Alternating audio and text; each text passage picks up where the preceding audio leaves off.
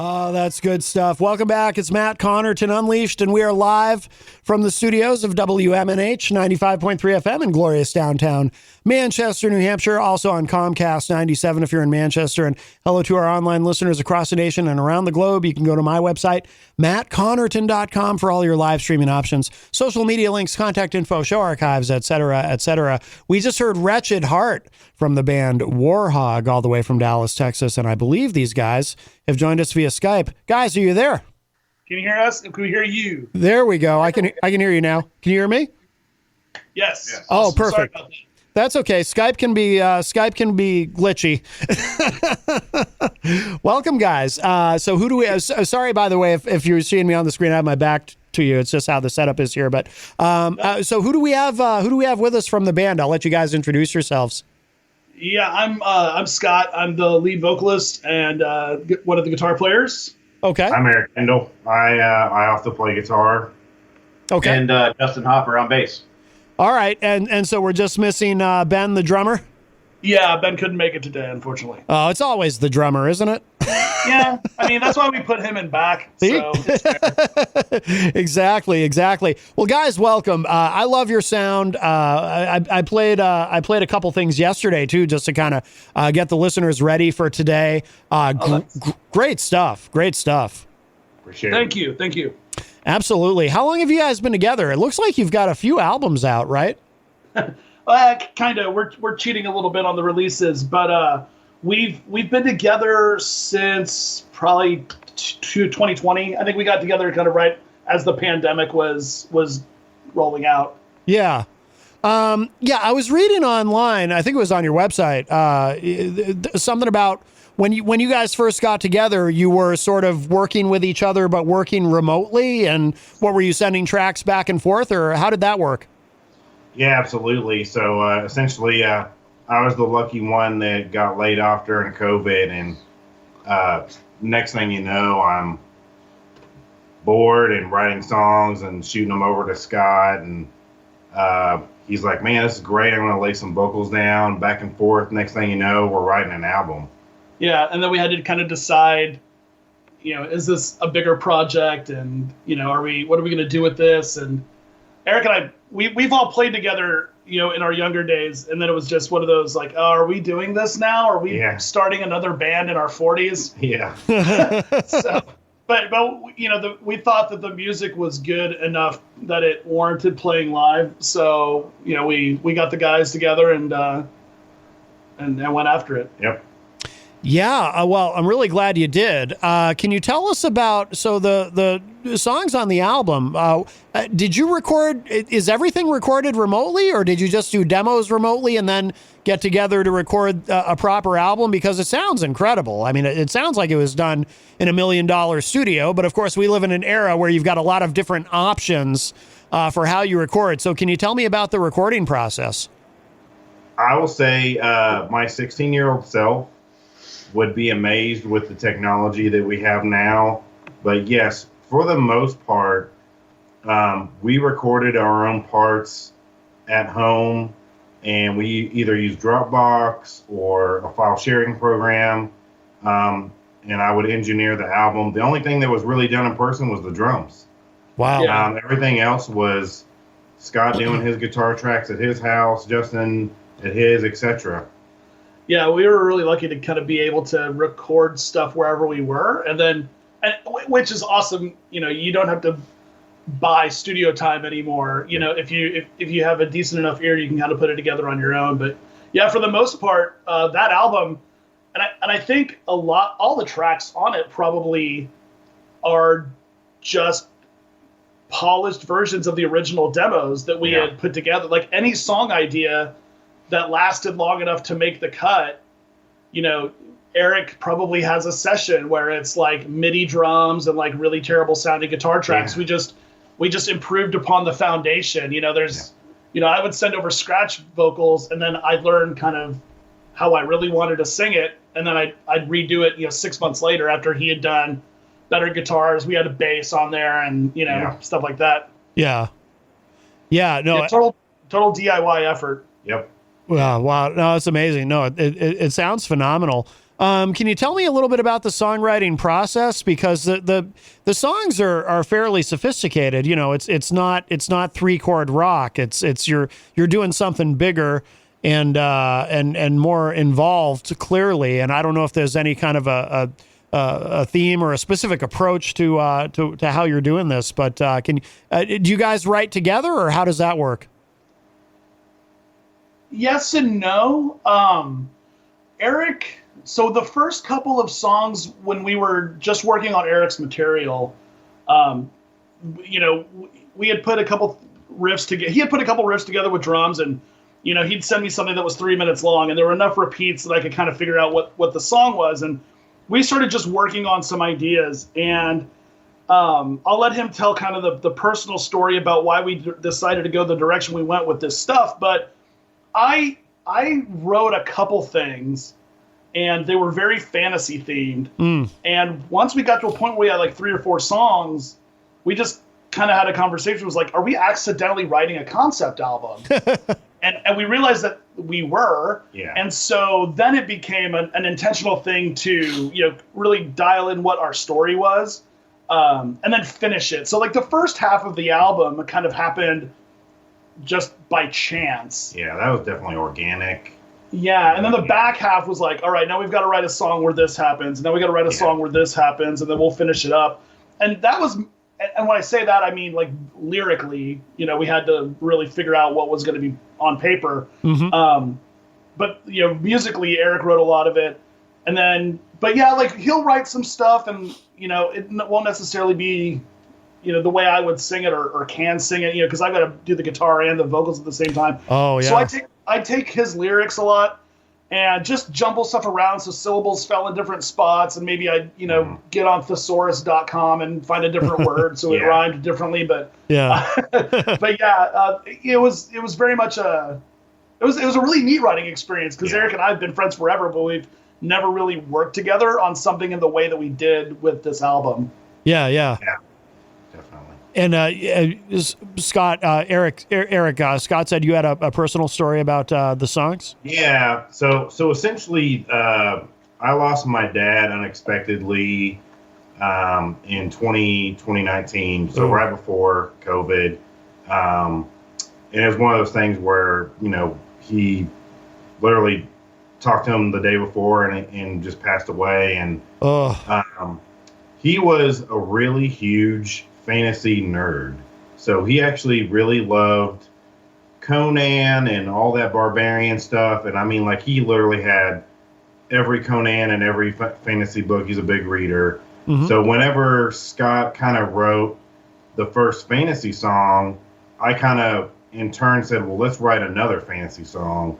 And then that kind of became, like you said, the blueprint, where we're like, what if we made a story and this whole album was about like a barbarian nomad that's battling a dragon and a sorceress, and he's protecting like this village or what? And I was like, dude, my dad would love that. Yeah, like, I'm gonna do it. So it was kind of like a tribute to my dad. Oh, wow. Oh, that's very cool. That's very cool. And it makes the whole project really special that way. That's nice. I'm sorry to hear that you lost him, but it at least it inspired you to make some great music. And that's the thing too, in life, anytime you can take something negative that happens and something tragic, but somehow do something with it that's creative, that's really the best way to deal with it. I mean, do you think of it that way, Eric? Is it kind of like a form of therapy in a way? I do. Yeah, it was definitely an outlet for me. And on top of that, my dad also played guitar and is the one that was responsible for me playing. So I know that he would be super proud and impressed on multiple levels that we put this together. And it just really made me kind of let go of some of that grief. Yeah, that's good. That's good. Do you guys play out a lot? Do you play a lot of shows? Yeah, we're trying. I wouldn't say a lot. Scott joked about us being in our 40s. We like to play just enough to stay active, but we gigged a lot as young 20-somethings, and I would say, reserve the right now to be picky Yeah. about where we play and how often we play. And we've also just learned, ultimately, sometimes you play too much, you lose your crowd. Sure. It's like a delicate balance of playing just enough to keep that crowd engaged, keep them showing up. Yeah. No, I know exactly what you mean. I used to play in bands, and I played in some bands where it was like we were constantly trying to play as much as we possibly could. And you know, you do oversaturate if you're playing the same area a lot. And I played in other bands where we were a lot pickier because that was just kind of what everyone in the band thought we should be doing. But I notice with bands that I interview on the show from wherever they are, but also locally too. I talk to a lot of local musicians from this area, and it seems like that's really the way that most people are going now, where it's more of, you know, yeah, we're not going to play every single weekend or whatever it is. We're going to be a little bit pickier about it. Of course, you know, with things like the price of gas and whatnot, I think that plays into it too. It's when everything's cheap, it's a little easier to be just playing anywhere and everywhere. But when things are more expensive, you kind of have to be more strategic about it. You guys are from Dallas, correct? That's correct. Yeah. Yep. What's the music scene like there in Dallas? It's awesome right now. Yeah. Yeah, and in fact, that's kind of one of the reasons why we can take it easy. You know, 25 years ago, 20 years ago, when we were out playing clubs, and this kind of gets back to the last bit, was the only way people could hear you is if you were playing, and the only way you could build an audience is by going out and playing in front of them. Yeah. But now, you know, with Spotify, Facebook, and YouTube, I mean, just there's so many ways to get your music out there. Yeah. And like, but the scene here in Dallas is great. Like, we're you know, involved in like all of these Facebook groups of, you know, Texas metal, Dallas metal. Every little like city in the Metroplex has their own little metal page, and the bands are paying attention to the other bands and going and just seeing who's, you know, like, people are really supportive of other bands in a way that I don't feel that they were when we were younger. But it's nice. Like, all the bands kind of know each other. Yeah. You know, you can just hit up someone on Facebook and be like, "Hey, well, I was just checking you guys out. Let's book a show." And then 2 months later, you're playing with that band. Yeah. Yeah. No one's too cool for school, which is really, really nice. I also want to say that 20 years ago, the music scene was centralized to one location, more or less. Yeah. And now there's venues all over the Metroplex. That's what we call Dallas-Fort Worth. Okay. All over town. So you don't have to go to that one spot and beg that venue to let you in. Now you have all these venues to pick from, and you can play in the burbs, or you can play in downtown Dallas. I mean, like, it's much more variety now. Yeah. And Scott came up with a great idea to try to set up different parts of the Metroplex to play, so you can hit different areas. Yeah. Like you said, for people who don't want to go too far, sometimes you want to go to them as close as you can. So setting up a little triangle effect in the Metroplex. Yeah, like we got a couple of clubs that we're using as home bases, and then we just play there. So if you want to see us, you got to come to this club. You know, if you're in Arlington or you know, Dallas, we'll only play there, and so Yeah. So it sounds like, so there's a lot of places in the area that you can do original music. Yeah, there That's are. good. Yeah, we've got a really good original music scene. That's good, because I know a lot of areas, and you know, there's places here for original music, but you know, not as many as there used to be, I would say. And I know a lot of people I talk to from just different parts of the country will say that where they are, you know, there's far more places for cover bands than there are for original music, and there's never enough places. But it sounds like where you are, there's plenty of opportunity there for original music, and that's really good to hear. It's so important, because obviously if you're in an original band, it's demoralizing if you're stuck somewhere where you have nowhere to play. But it doesn't sound like you guys have that issue there, so that's excellent. Are there other bands in the area that you team up with a lot for shows? Yeah, actually, most of the shows we do are with, like, not just bands we know, but like friends we've made. Yeah. there's Ray. Yeah. We played with a bunch of times, but like I've known the guys in that band, Yeah. Vane, and there's. Yeah, so I think some of the bands actually that how we found out about your station and your interview are some of the bands that we play with. Yeah. I mean that's or will play with. Or will play with. Yeah. So like I know Infinity Vane was on with y'all and Mike, I talk to him all the time. He literally heard one of our singles and just reached out and was like, "Guys, you are awesome. I want to play with y'all." And we're like, we checked them out and said the same thing. And so, yeah, we got a show coming up with them. And excellent. There's a lot of love like Scott said, there's a lot of love in the Metroplex where I feel like Scott said, it used to be a lot of competition. And now I feel like it's really easy to just buddy up with a couple bands and just kind of rotate some shows and, get some lineups going. Yeah. Yeah, that's really good. Is there a lot of, I assume there's a lot of metal. I mean, I think of Dallas, I think of Pantera. Or I should say more broadly, when I think of Texas, I think of Pantera. But I assume there's a lot of metal there. Yeah. I mean, definitely. we're just kind of waiting for the right time to say, let's all schedule a couple weeks off of work together and just get in a truck and just go to San Angelo and San Antonio and Austin and Houston and just see what happens. And, book a bunch of shows one night after another and just stay in motels and just drive the big loop between college towns and big cities and just, Yeah. Oh, yeah. By the way, what's the live show like? Because your music is obviously it lends itself to some sort of stage theatrics, I suppose. Have you guys done any of that, or do you just keep it? Do you just play it straight? Just play the songs, or what happens live?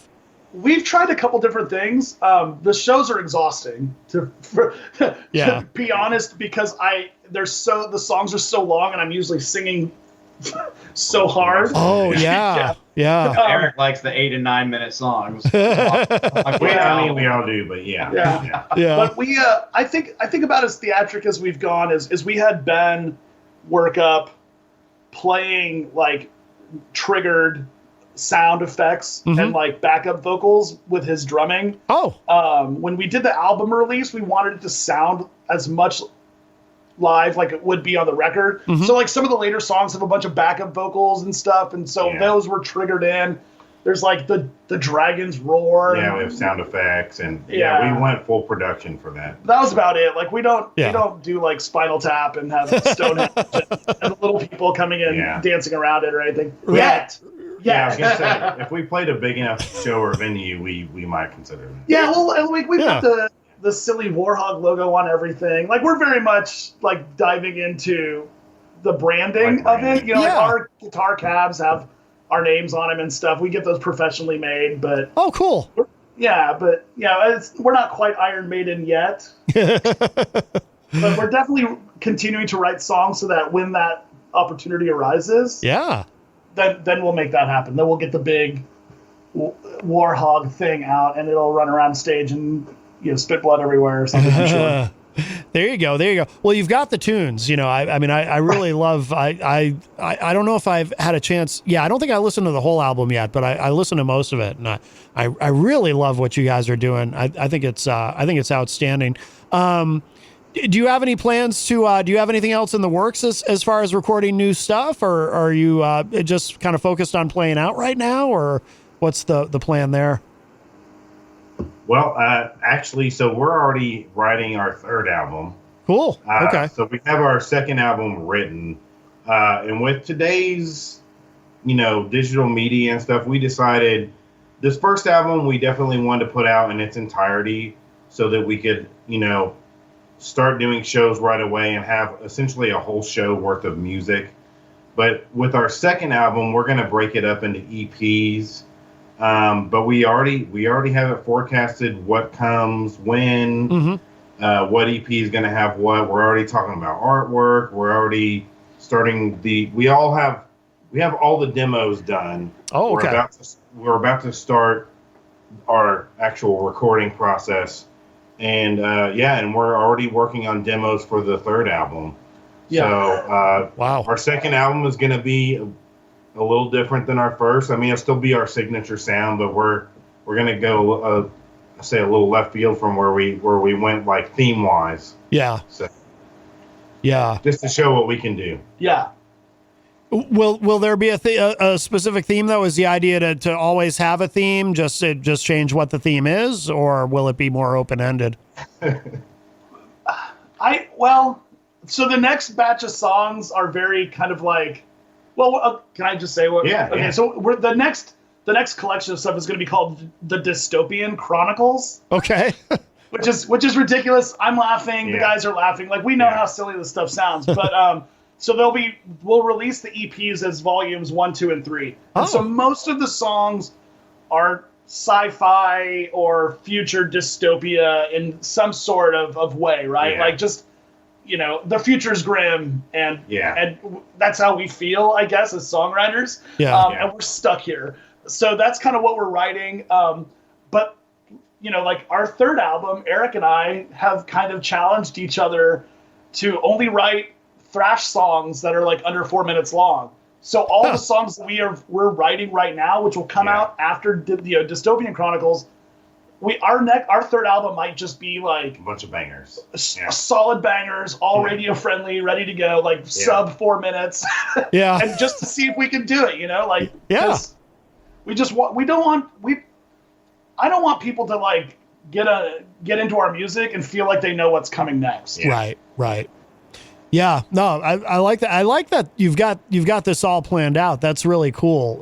You've got a plan, and that's more than a lot of musicians have, I'll tell you. So that's great. Good for you guys. Good for you.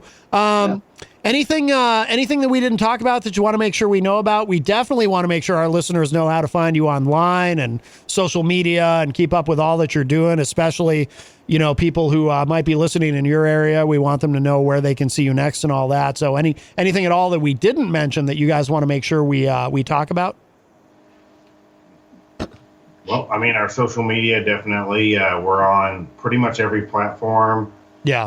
Bandcamp is probably one of our bigger social media sites where we have all of our albums available for download. Some are free, so if you want an actual physical copy, that's probably where you want to go, other than our website. Yeah.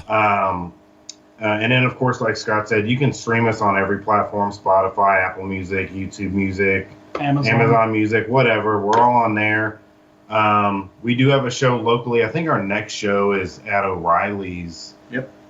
In Dallas on April 1st, so April Fool's Day. And then we'll be at Growl in Arlington on June 24th. June 24th. And then we'll be at O'Reilly's again in October. And we'll probably have some stuff scattered throughout those dates, but that's what we have on the books right now. All while recording that second album. Exactly. And then once we get to those dates, we're probably going to start debuting some of those new songs. Yeah. Okay. Yep. Okay. And of course, you've got links to the social media and everything, upcoming shows and all of that on your website, warhogband.com. And I like the website, by the way. I'm a website nerd, so I critique websites. This is a really nice website. I like it. I like the way it's laid out, and it's very navigatable, which is good. So cool site. Do you guys do that yourself, or do you hire someone? I do a lot of our media. I do a lot of our like t-shirt designs and that kind of stuff. Yeah. Thank you. That's like the third version of the website. Oh. It started off and like you said, you start looking at it enough, you're like, this doesn't really flow. Let me change it up a little bit. So pretty happy with the version of the website right now. Yeah. So thanks for the kudos. Yeah. No, definitely. Well, guys, thank you so much. You've been generous with your time. I enjoy talking with you. I love your music. We're going to play in a moment. We're going to play this track Voyager.